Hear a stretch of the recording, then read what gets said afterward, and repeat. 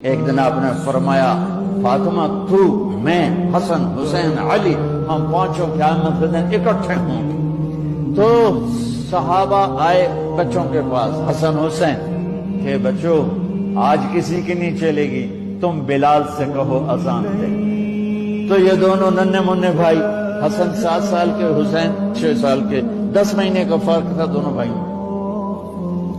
چچا ایک درخواست کہ میرے ماں باپ آپ پہ قربان، آپ درخواست کیوں کہہ رہے ہیں؟ آپ امر کریں، آپ حکم کریں۔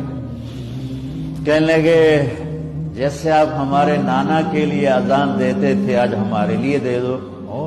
تو ایک دم وہ رونے لگے بلال کہ ہائے میرے بچوں، میں نے قسم اٹھائی تھی کہ میں عبدہ کے نبی کے بعد کبھی اذان نہیں دوں گا، لیکن تم پہ تو ہزاروں قسمیں قربان ہیں، میں اپنی قسم توڑتا ہوں اور اذان دیتا ہوں۔